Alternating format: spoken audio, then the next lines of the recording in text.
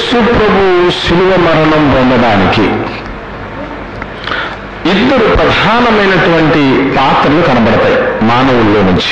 మొట్టమొదటి పాత్ర యేసుక్రీస్తు యొక్క స్వకీయులు యూదులు, రెండవ పాత్ర ఇస్కరియోతు యూదా. వీళ్ళిద్దరి పాత్రలు కనబడతాయి. అసలు వీళ్ళ వెనక ఎవరు ఉన్నారు, అసలు వీళ్ళ పాత్రలు ఏమైనాయని ఒక్కసారి జాగ్రత్తగా ఆలోచన చేస్తూ మనం ముందుకు సాగుదాం. విషయాలు చక్కగా అర్థమవుతాయి. అందరూ జాగ్రత్తగా నోట్ చేసుకోండి. యోహాను సువార్త 8వ అధ్యాయం 31వ వచనంలో యేసుక్రీస్తు ప్రభువుల వారు ఎవరితో మాట్లాడుతున్నాడో ఈ విషయాలు మనకు అర్థమవుతుంది అక్కడ. యోహాను సువార్త 8వ అధ్యాయం 31వ వచనంలో, కాబట్టి యేసు తనను నమ్మిన యూదులతో, ఇది అంటే ఎవరితో మాట్లాడుతున్నాడు అనమాట? యూదులతో మాట్లాడుతున్నాడు. యూదులతో మాట్లాడుతూ ఉండగా ప్రభు చెప్పిన మాటలు ఏంటి అంటే 37, 38 వచనాలు చూడగలిగితే, మీరు అబ్రహాము సంతానమని నాకు తెలియను, అయినను మీలో నా వాక్యమునకు చోటు లేదు గనుక నన్ను వెదుకుచున్నారు, చంపుతున్నారు, మీరు వెతుకుతూ ఉన్నారు, చంపటానికి వెతుకుతున్నారు నన్ను అని. మీరు నన్ను చంపటానికి వెతుకుతున్నారు అని చెప్తున్నాడు. మరి ఈ చంపటానికి మూలం ఎవరు వాళ్ళని అలా ప్రేరేపిస్తున్నారు, ఎవరు వాళ్ళని అలా నడిపిస్తున్నారు, ఆ ఆలోచన ఎవరు పుట్టించారంటే కిందికి వస్తే ఒక మాట చెప్తున్నాడు 38వ వచనంలో, నేను నా తండ్రి యొద్ద చూచిన సంగతులే బోధించున్నాను, ఆ ప్రకారమే మీరును మీ తండ్రి యొద్ద వినిన వాటినే జరిగించుచున్నారు. వీళ్ళు ఏం చేస్తున్నారు? యూదులు చంపాలనుకుంటున్నారు. అంటే ఎవరు చెప్పారట మరి చంపమని? మీరు విన్న వాటినే చేస్తున్నారట. ఏం విన్నారు వీళ్ళు? యేసు ప్రభుని ఎలాగైనా చంపేయాలి. ఇంతకు ఎవరు వీళ్ళ తండ్రి? ఎవరు వీళ్ళ తండ్రి అంటే యేసు ప్రభు దానికి కూడా క్లారిటీ ఇచ్చాడు. 44వ వచనంలో 44వ వచనంలో ఏమని క్లారిటీ ఇచ్చాడు? మీరు మీ తండ్రి యగు అపవాది సంబంధులు. అంటే మీ తండ్రి దగ్గర విన్న సంగతులు ఏవైతే విన్నారో అవే మీరు చేస్తున్నారో. ఆ తండ్రి అంటే ఎవరంటే అపవాదే. ఆ అపవాది ఏం చెప్తున్నాడు? యేసుప్రభుని చంపేయాలి, యేసుప్రభుని చంపేయాలి. అంటే యూదుల యొక్క ఈ కుట్రలు, అంటే వీళ్ళు ఏమని పలికారు యేసుప్రభు మరణం సంబంధించి? ఒకసారి 19వ అధ్యాయానికి వద్దాం.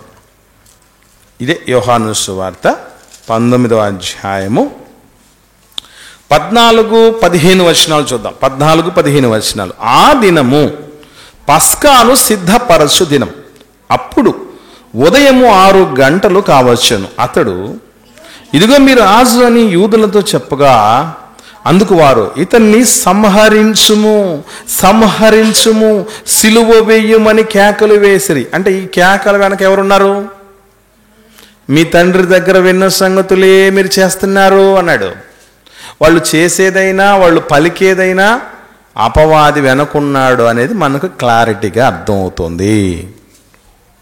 ఇక ఇస్కరియోతు యూదా గురించి మనకు సువార్త పత్రికలలో తనను గురించి పరిచయం చేస్తూ గ్రంథకర్తలు ఏమంటారంటే, ఆయనను అప్పగించిన యూదా అని కొందరు, మరికొందరు ఏమంటారు? ద్రోహియగు ఇస్కరియోతు యూదా అని అంటారు. అంటే అతడు ద్రోహి. ఏం ద్రోహం చేశాడు? యేసు ప్రభును అప్పగించిన యూదా అనే మాట చెప్పడు. ఎందుకు అప్పగిస్తాడు? దేనికోసం? మరణానికి అప్పగించాడు, శత్రువులకు అప్పగించాడు. శిలువ మరణం పొందేటటువంటి రీతిగా ప్లాన్ చేసినటువంటి పరిస్థితి ఉంది ఇస్కరియోతు యూదాకని మనకు తెలుసు. మరి ఇస్కరియోతు యూదా ఈ విధంగా చేయటానికి మూలం ఎవరు అని ఆలోచించినా మనకు జవాబు దొరుకుతుంది. ఇదే యోహాను సువార్త 13వ అధ్యాయంలో 2వ వచనం చూద్దాం. యోహాను సువార్త 13వ అధ్యాయం 2వ వచనం. వారు భోజనము చేయుచుండగా ఆయనను అప్పగించవలనని సీమోను కుమారుడు ఇస్కరియోతు యూదా హృదయంలో అపవాది ఇంతకు ముందు ఆలోచన పుట్టించి ఉండెను. అంటే అటు యూదులు సిలువేయండి, చంపేయండి అన్న దానికి మూలం యూదులు కాదు. యూదుల వెనక వాళ్ళ నానున్నాడు, ఆడే అపవాది. అలాగే 30 వెండి నాణాలు తీసుకుని యేసు ప్రభువును శత్రువులకు అప్పగించటం అన్నటువంటి దాన్ని వెనక ఉన్నది ఇస్కరియోతు యూదా మాత్రమే కాదు, ఆయన వెనక వాళ్ళ నాన్నున్నాడు, వాడే అపవాది. కాబట్టి ఇటు యూదుల చర్యలకైనా, అటు శాస్త్రుల పరిసయ్యుల చర్యలకైనా, ఇస్కరియోతు యూదా చర్యలకైనా మూలంగా అపవాది కనబడుతున్నాడు. ఇలా కనబడుతూ ఉంటే వాళ్ళని ప్రశంసించాల్సింది పోనించి, పొగడాల్సింది పోనించి, వాళ్ళని ఆశీర్వదించాల్సింది పోనించి, ఎందుకంటే యేసుప్రభు చనిపోవటం దేవుడి సంకల్పమే కదా, దేవుడి చిత్తమే కదా. ఆయన జగత్తు పునాది వేయబడకముందే దానికోసమే కదా నియమించబడింది. ఆ నియమించబడి దానిలో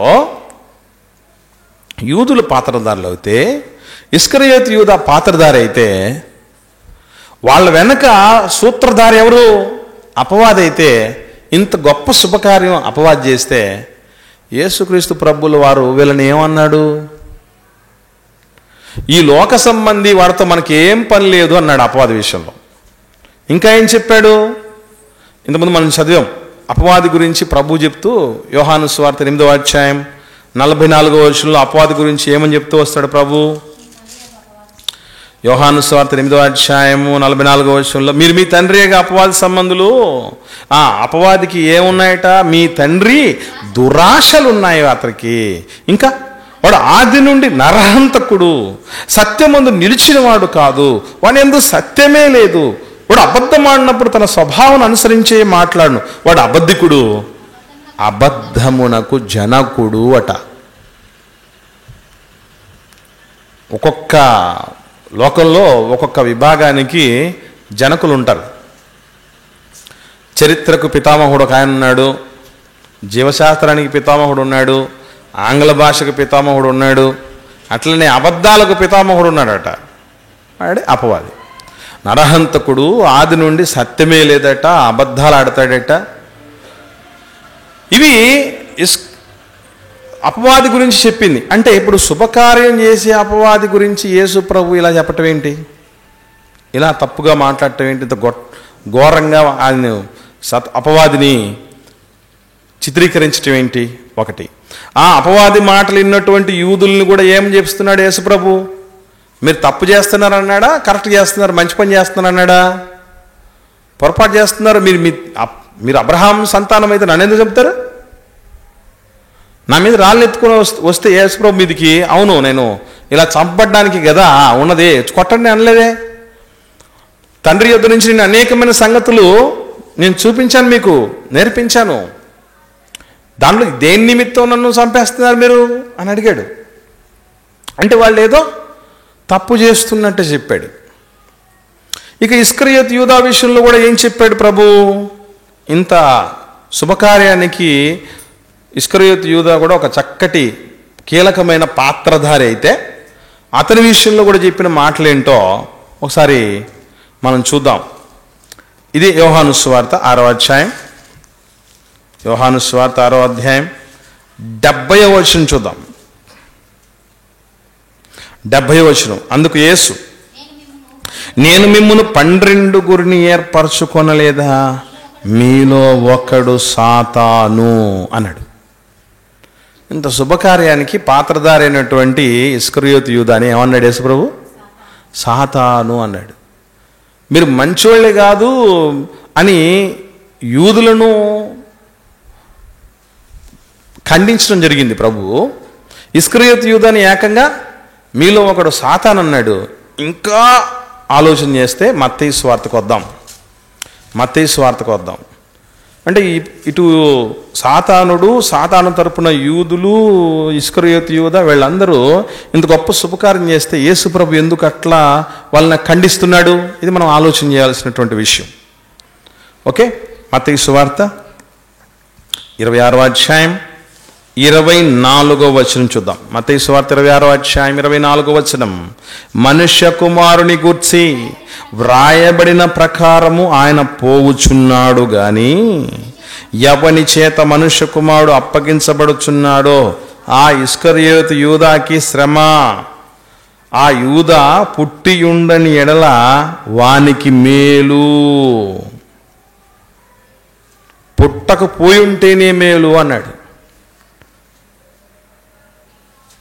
పుట్టకపోయి ఉంటేనే మేలు అని వాళ్ళని ఎందుకు ఆ విధంగా అనడం జరిగింది? అసలు దేవుడు సంకల్పించిన ఈ యేసుక్రీస్తు యొక్క శిలువ మరణానికి నిజంగా ఇస్కరియోతు యూదా కానీ, యూదులు కానీ, వాళ్ళిరువురికి మూలమైనటువంటి అపవాది కానీ పాత్రదారులా? వీళ్ళ వెనక ఏమైనా నిజంగా ఈ సంకల్పంలో వాళ్ళు పాలిభాగస్తులా అని అంటే గుర్తుపెట్టుకోవాల్సిన విషయం, ఈ ప్రపంచంలో శుభకార్యం అన్నటువంటి దాన్ని తన డిక్షనరీలో లేకుండా ఉన్నటువంటి వ్యక్తి ఎవరన్నా ఉన్నాడంటే వాడి అపవాదే. ఏదో అంటారు చూసారా, నాకు తెలుగు భాషలో నచ్చని పదం, ఇంగ్లీష్ భాషలో నచ్చని పదం అన్నట్టు. ఇస్కరియోతు యూదాకి నచ్చని కార్యం ఏది అంటే శుభకార్యమే. ఎందుకంటే ఎక్కడ వాడు అడుగుపెట్టినా సర్వలోక మోసగాడట, అందరినీ మోసపరుస్తాడట, వాడు ఫిర్యాది అట, కొండాలు చెప్తాడట, అబద్ధాలు నేర్పిస్తాడట. అందుకే చూడండి, ప్రపంచంలో సైతాను గురించి సదవగాహన ఏకాభిప్రాయం ఉందా? ప్రపంచంలో ఏకాభిప్రాయం ఉందా దాని గురించి? కొందరు ఏమంటారు, దెయ్యం ఏముంది, రాత్రి 12 గంటలకు వస్తుంది, అది ఎక్కడో శ్మశానాల్లో ఉంటుంది, లేదా రైల్వే స్టేషన్ దగ్గర ఉంటుంది అని అంటారు. ఇంకో విషయం ఏంటంటే, దెయ్యం అంటే ఆడపిల్లే. ఆడపిల్ల అంటే అర్థం ఏంటి? అబల.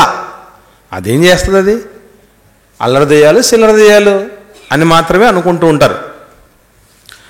అదే నేర్పించి, ఎందుకంటే వాడి గురించినటువంటి వాస్తవాలు తెలియకూడదు అనేది వాడి ఆలోచన. అయితే ఇక్కడ తెలుసుకోవలసిన విషయం ఏంటి మరి?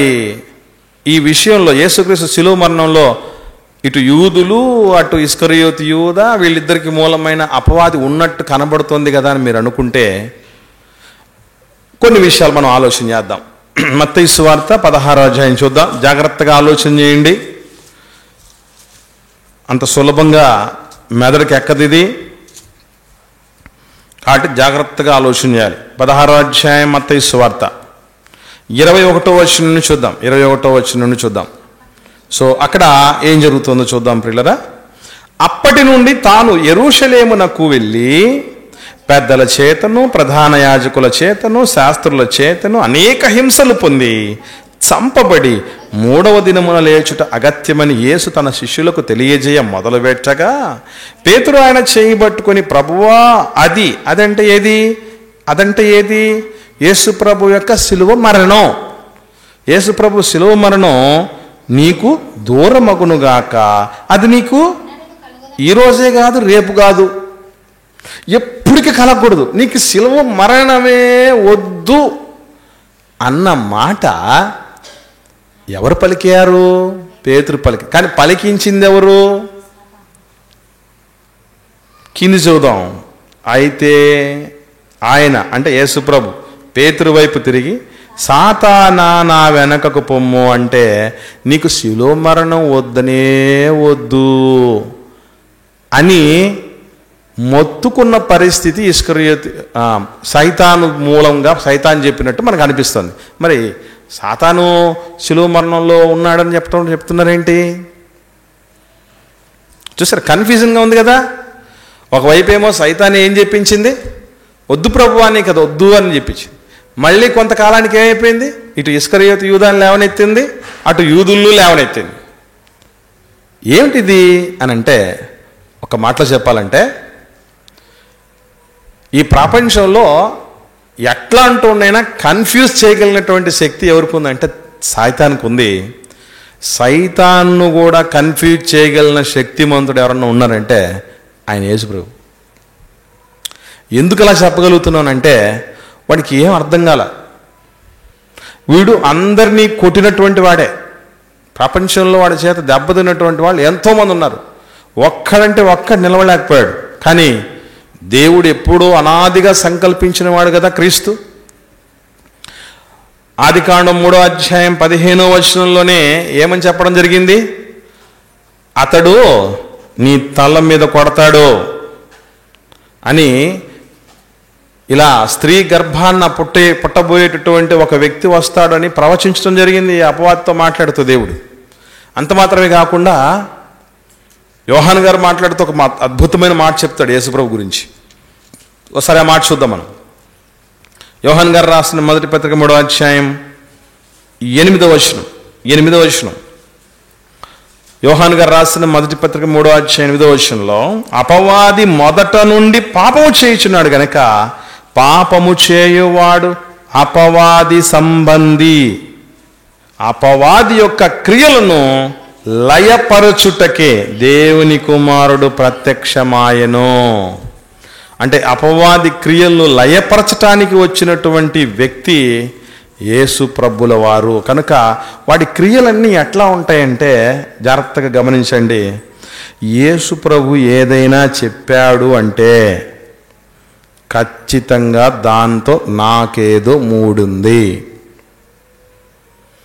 నేను ఇది చేస్తాను, ఇలా జరగబోతుంది నాకు అని ప్రభు చెప్పబోతున్నాడంటే ఖచ్చితంగా అది చేస్తాడు, జరిగిపోతుంది, దానివల్ల నాకు ముప్పు వస్తుంది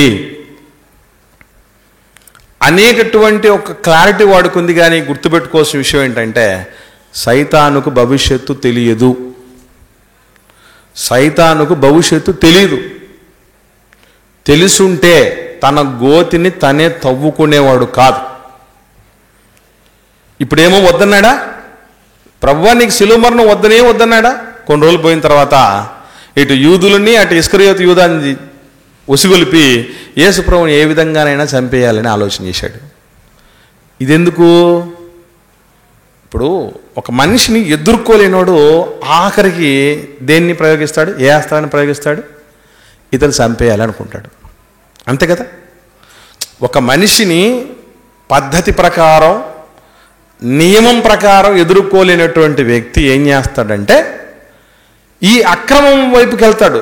సైతాను కూడా అదే చేయాలనుకున్నాడు. యేసు ప్రభుని ఏం చేస్తే బాగుంటుంది, నాకు మనశ్శాంతి ఎప్పుడు వస్తుందంటే ఎట్లా కొలగా చంపేసేయాలని.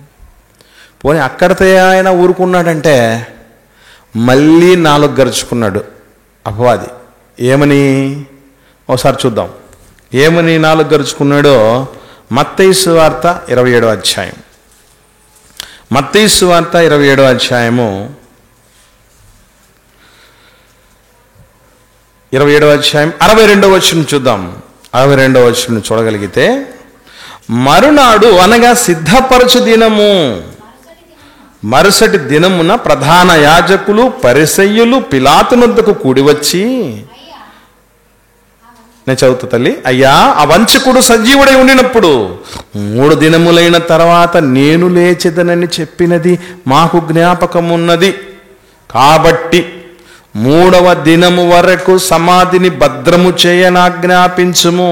వాని శిష్యులు వచ్చి వానిని ఎత్తుకొని పోయి ఆయన మృతుల్లో నుండి లేచెను అని ప్రజలతో చెప్పెదరేమో. అప్పుడు మొదటి వంచన కంటే కడపటి వంచన మరీ చెడ్డదై ఉండునని చెప్పిరి. అందుకు పిలాతు, కావలి వారు ఉన్నారు కదా, మీరు వెళ్ళి మీ చేతనైనంత మట్టుకు సమాధిని భద్రము చేయడని వారితో చెప్పెను.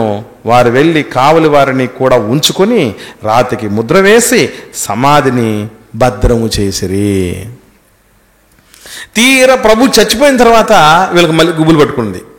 ముందుగా ఎవరు అసలు ఈ శాస్త్రులు పరిచయులు ప్రధాన యాజకులు వచ్చారంటే వీళ్ళకి మూలం ఎవరు? అపవాదే. అపవాదికి ఏం ఆలోచన వచ్చింది? ఆయన చెప్పాడంటే చేస్తాడంతే అని యేసు ప్రభువుకు కరెక్ట్గా యాప్ట్ అయ్యేది. ఇప్పుడున్న రాజకీయ నాయకుల కంటే రాజులకు రాజు ప్రభువులకు ప్రభు అయిన క్రీస్తుకు సూటబుల్ అయ్యేటటువంటి మాట కదా అది. కాబట్టి యేసు ప్రభు నేను 3వ దినాన్ని తిరిగి లేస్తానని చెప్పిన మాట మాకు గుర్తుంది అన్నంత పని చేస్తాడేమని ఈ ప్రపంచంలో బతికున్న వాడి విషయంలో భద్రత పెట్టినట్టు మనం చూస్తాం కదా, భద్రపరిచినట్టు మనం చూస్తాం, జైల్లో పెట్టి భద్రపరిచినట్టు. కానీ చచ్చిపోయిన తర్వాత సమాధిని భద్రం చేసిన వాళ్ళు ఎక్కడ చూసుంటారా? యేసు ప్రభువుకున్న పవర్ అది. యేసు ప్రభు సమాధికి కూడా ఉన్నటువంటి పవర్ ఏంటంటే దాన్ని భద్రం చేశారట. కావలోళ్ళు ఎవరి దగ్గర ఉండాలి? సైనికులు ఎవరికి అవసరం? జైల్లో ఉన్న ఖైదీలకు అవసరం, నేరగాళ్ళకు అవసరం కదా. కానీ చచ్చిపోయిన వ్యక్తికి ఏం చేస్తారు? అసలు ఒక మనిషి చనిపోయిన తర్వాత ఇంకెవరన్నా ఆలోచన చేస్తారండి? ఇంకేమన్నా మొత్తం క్లోజ్ కదా. ప్రపంచంలో ఎంత పేరు మోసినటువంటి దొంగ కావచ్చు, క్రిమినల్ కావచ్చు, కేసు క్లోజ్ చేస్తారు, జనాభా లెక్కల నుంచి పేరు తీసేస్తారు, అంతా క్లోజ్ అయిపోతుంది కదా. కానీ యేసు ప్రభు చనిపోయిన తర్వాత మళ్ళీ గుబ్బులు ఎత్తుకుంది వాడికి. అంటే ఎక్కడ ఉన్నాడు అంటే కన్ఫ్యూజన్లో ఉన్నాడు. ఒకరోజు ప్రభువా అది నీకొద్దు అని చెప్పించింది వాడే. మళ్ళీ యేసుప్రభు ఎట్టకైనా చంపి చేయాలని చెప్పినవాడు వాడే. చంపించిన తర్వాత ఏమర్థమైంది? 3వ దినాన్ని తిరిగి లేస్తాను అని చెప్పింది మాకు గుర్తొచ్చిందట. గుర్తొచ్చిన తర్వాత వీళ్ళకేమైపోయింది అని అంటే నిజంగా ఆయన లేచాడంటే అంటే యేసు ప్రభు యొక్క పునరుత్థానం రోమా ప్రభుత్వం గొలుసు వేసి ముద్ర వేసి దాని బయట కావలోళ్ళు పెడితే ఆపేయచ్చు అనుకున్నారు వీళ్ళు. ఎవరో అంటారు కదా, సూర్యుడినట ఏం చేయలేమట అండి, అరచేత్తో ఆపలేమంట. సూర్యుడిని అరచేతుల్లో ఆపలేకపోతే సూర్యుడిని కలగజేసిన ఆయన ఏం ఆపుతారు వీడు? భాషాను పొట్టేళ్ళ లాంటి రోమా సైనికులు ఏం చేయలేకపోయారు, గజగజ వనకడం తప్ప. ఆ రాయి ఏంటి, అంత పెద్ద రాయి భద్రం చేయటం, ఆ రాతి మీద గొలుసులు వేయటం, దాని మీద ముద్ర వేయటం, దానిపైన సైనికులు ఉండటం, వాళ్ళకు ఇంకా కాపలాగా ఎవరున్నారు? ఈ ప్రధాన యాజకులు అందరూ ఉన్నారు. మొత్తం అందరినీ తీసి అవతల పడేసి దేవదూత రాయిని ముద్ర పడేసి వాళ్ళకు వణుకు వచ్చేటట్టు చేసి యేసుప్రభు పునరుత్థానం అయ్యేటట్టుగా దేవుడు చేయటం జరిగింది. అంటే మనం అర్థం చేసుకోవాల్సిన విషయం ఒకటే ప్రియులారా, ఇక్కడ సాతాను చేసిన శుభకార్యం కాదు ఇది, దేవుడు సంకల్పించినదే. కాకపోతే దేవుడికి ఉన్న కెపాసిటీ ఏంటంటే, దేవుడికి ఉన్న శక్తి సామర్థ్యాలు ఏంటంటే ఆయన సంకల్పం నెరవేర్చుకోవటానికి ఎవడినైనా వాడగలడు, ఎవడినైనా మలచగలడు. ఉదాహరణకు మీరు ఆలోచన చేస్తే ఆయన ఎంత గొప్పవాడో ఎంత శక్తిమంతుడో మోషే గారి ద్వారా నిరూపించుకోవటం మాత్రమే కాకుండా ఫరో ద్వారా కూడా నిరూపించుకున్నాడు దేవుడు. అవునా కదా? లేఖనము ఫరోతో ఇలాగు చెప్పుచున్నది అట. పౌలు గారు మాట్లాడుతుంటాడు ఒక అద్భుతమైనటువంటి మాట. లేఖనం అట ఫరోతో ఒక మాట చెప్తుందట. ఫరోని వాడుకున్నాడు, ఫరో నాన్న దెయ్యాన్ని కూడా వాడుకోవటం జరిగింది ప్రభు. ఎందుకంటే దేవుడికి ఉన్నటువంటి అద్భుతమైనటువంటి శక్తి సామర్థ్యాలు అలాంటివి. ఏమండి, ఒకసారి ఆ మంచి మాట చూద్దాం. లేఖనము ఫరోతో ఏం చెప్తుందో రోమిలకు రాసిన పత్రిక 9వ అధ్యాయం పౌలు గారు అద్భుతమైనటువంటి విషయం మనం చూద్దాం. 9వ అధ్యాయం రోమిలకు రాసిన పత్రిక 17వ వచనం చూద్దాం. 17వ వచనం, మరియు లేఖనము ఫరోతో ఇలాగు చెప్పెను, నేను నీయందు నా బలము చూపుటకు నా నామము భూలోకమందంతటా ప్రచురమగుటకు అందు నిమిత్తమే నిన్ను నియమించి తిని. ఇదేంటి, ఫరో వల్ల దేవుడికి అవమానం కదా, దేవుని పిల్లలు పోనివ్వలేదు కదా. ఈ కాంటెక్స్ట్లోనే మనకు తెలుసు. కానీ ఫరో తన గోతిని ఎలా తవ్వుకున్నాడంటే, అయ్యా మేము మా దేవుణ్ణి అరణ్యంలో ఆరాధించి వస్తాం, మమ్మల్ని పంపండి అని మోషే గారు రిక్వెస్ట్ చేస్తాడు. చేసినప్పుడు ఫరో ఏమన్నాడు? నేను ఆ విధంగా పంపటానికి యెహోవా ఎవడు అన్నాడు. అయిపోయింది. ఇక్కడి నుంచి దేవుడు పవర్ మొదలైంది. ప్రతి తెగుళ్ళో ఏమర్థమైంది తెలుసా వాళ్ళకి? యెహోవా ఎవడో తెలిసింది, దేవుడు ఎవడో తెలిసింది. ప్రతి తెగుళ్ళో కొడతా ఉంటే దేవుడు దెబ్బ వాళ్ళ అబ్బ కనబడ్డాడు. కాబట్టి దేవుడికున్న కెపాసిటీ ఏంటంటే దయ్యాన్ని కూడా తన సంకల్పానికి వాడుకోగలరు. కాకపోతే గుర్తుపెట్టుకోవాల్సిన విషయం ఏంటంటే దేవుడి మహిమ కోసం ఫరో వాడబడ్డాడు, మోషే గారు వాడబడ్డారు. కానీ ఎవరికి మేలైంది, ఎవరికి ఆశీర్వాదమైంది? మోషే గారికే ఆశీర్వాదమైంది. అంటే దేవుడి సంకల్పంలో మనం వ్యతిరేకంగా మలచబడి ఆయన మహిమ కోసం వాడబడకూడదు. గుర్తుపెట్టుకోండి. ఇంకా చెప్పాలంటే బాగా అర్థం కావటంటే, ఇప్పుడు మనం ఏంటో అర్థం అవ్వాలంటే, మనం మంచితనం తెలియాలంటే పక్కన ఎవడు ఉండాలట? ఒక దుర్మార్గుడు ఉండాలి, ఒక చెడ్డోడు ఉండాలట. ఇప్పుడు దేవుడు ఎంత మంచోడో మనకు అర్థం కావటానికి ఒక సాతాను ఒక సాధనంగా వాడబడ్డాడు. కాబట్టి మీరు గుర్తుపెట్టుకోవాల్సినటువంటి విషయం ఒకటే ప్రియులారా, అదేంటంటే దేవుడు ఏదైతే చెయ్యాలనుకుంటున్నాడో దాంట్లో మానవుడు ఇంటర్ప్రిట్ కాకూడదు, అంటే వాడు జోక్యం చేసుకోకూడదు. ఉదాహరణకి యేసుప్రభు శిలువ మరణం ఎవరు సంకల్పించిందని నేర్చుకున్నాం మనం. ఇక్కడ దేవుడే సంకల్పించింది. అతనిని నలగొట్టుటకు యెహోవాకే ఇష్టమైన. ఎట్లాగో దేవుడు నలగొడుతున్నాడు కదా, ఆ నలగొట్టుడేదో నేనే నలగొడతా అంటే కుదరదు, నువ్వు నలిగిపోతావు. ఇది మనకు అర్థం కావాలంటే, అంటే ఎందుకు దేవుడే అనుకున్నాడు కదా ఇందులో ఇస్కరియోతు యూదా పాలు పంపులు పొందుకుంటే ఎందుకు ఇస్కరియోతు యూదాని యేసుప్రభు ఖండించడం జరిగింది, యూదుల్ని ఎందుకు ఖండించడం జరిగింది అని అంటే దేవుడు ఎలాగోలాగో ఆ కార్యాలని నెరవేరుస్తాడు, దీంట్లో మనం ఇన్వాల్వ్ అవ్వకూడదు. ఇదే నేరం. అర్థం కావడానికి లోకంలో జరుగుతున్న ఒక మంచి ఇన్సిడెంట్ ముందు పెడతాను, ఆలోచన చేయండి. ఇప్పుడు ఎవరికో గొడవలు ఉన్నాయి, ఆ గొడవలో భాగంగా ఒక వ్యక్తి మరో వ్యక్తిని చంపేశాడు.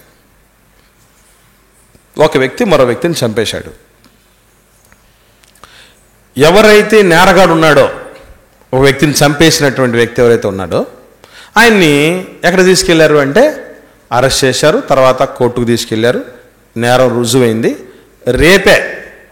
రేపు ఉదయం ఉరిశిక్ష అని న్యాయమూర్తి తీర్పు తెచ్చినాడు. ఈలోపే ఈ ఉరిశిక్ష పడినోడిని ఆ చచ్చిపోయిన వ్యక్తి తాలూకు వ్యక్తి ఉన్నాడు, బంధువుడు, మా ఓడిని చంపేస్తావరా అని చెప్పి కోర్టులో నుంచి బయటకు వచ్చేటప్పుడే కత్తి తీసుకొని కస పొడిచి చంపేశాడు. ఇప్పుడు ఈ కత్తి తీసుకొని పొడిచి చంపినటువంటి వాడిది నేరమా కాదా?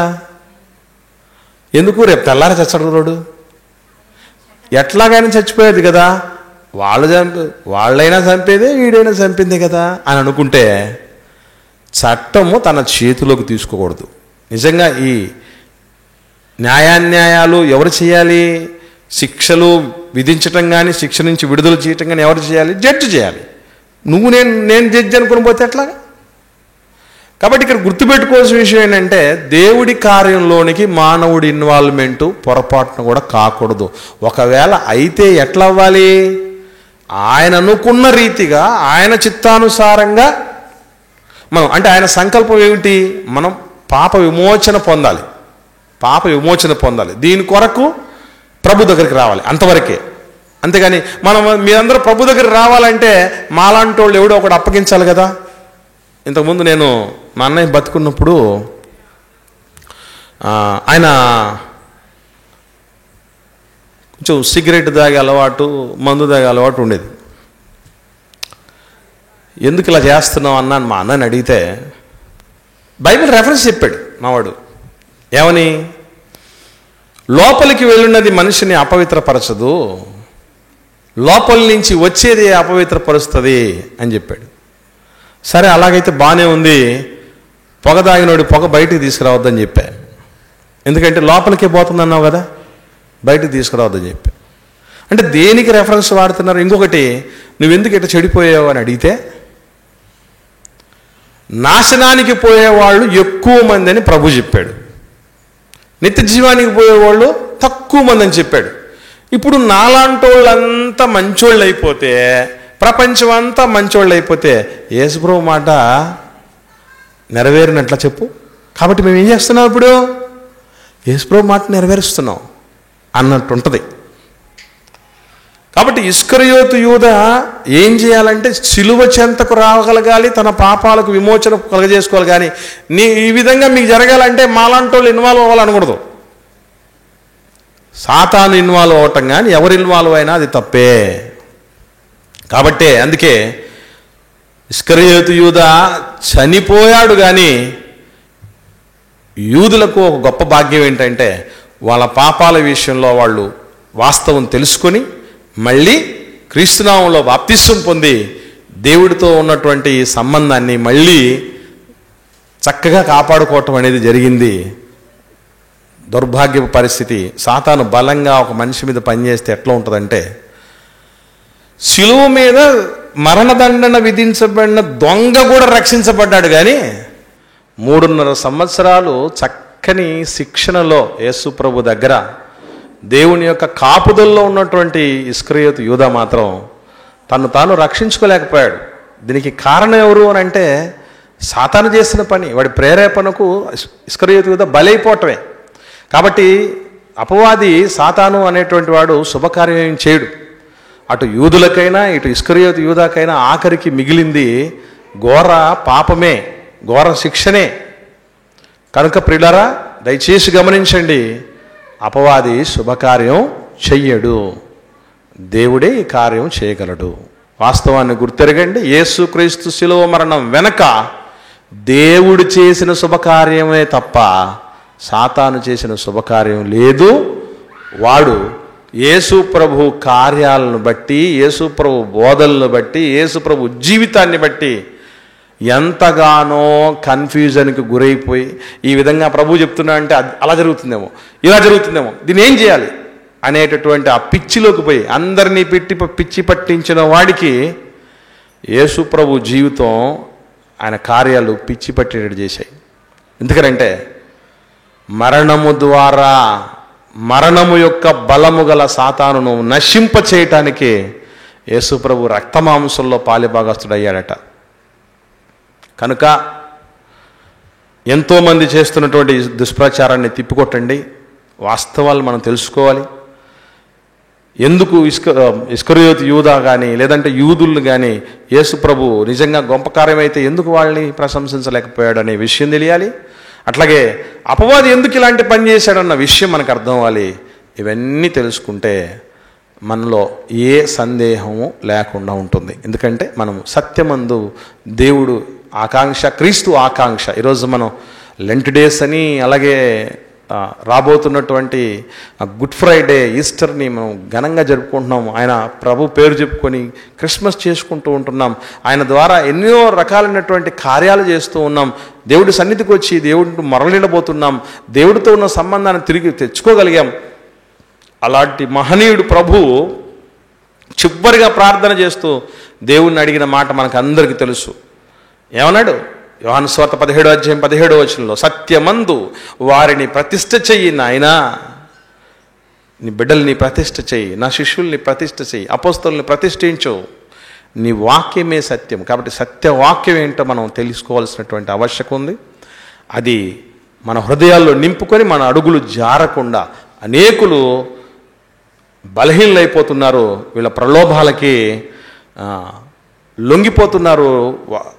అసత్యాలను సత్యం అనుకుంటున్నారు, అవాస్తవాలను వాస్తవం అనుకుంటున్నారు, చీకటిని వెలుగు అనుకుంటున్నారు, భ్రమలో వెళ్ళిపోతున్నారు. కాబట్టి సాతాను యొక్క తంత్రాలు ఎరిగిన వారమై వాడు శుభకార్యాలేవి చేయడు. అది చేయగలిగితే స్వతహాగా మంచివాడైనా, గొప్పవాడైనా, శ్రేష్ఠుడైన దేవుడే చేయగలడు అన్నటువంటి విషయం మనం గ్రహించి మసలుకోవాలి.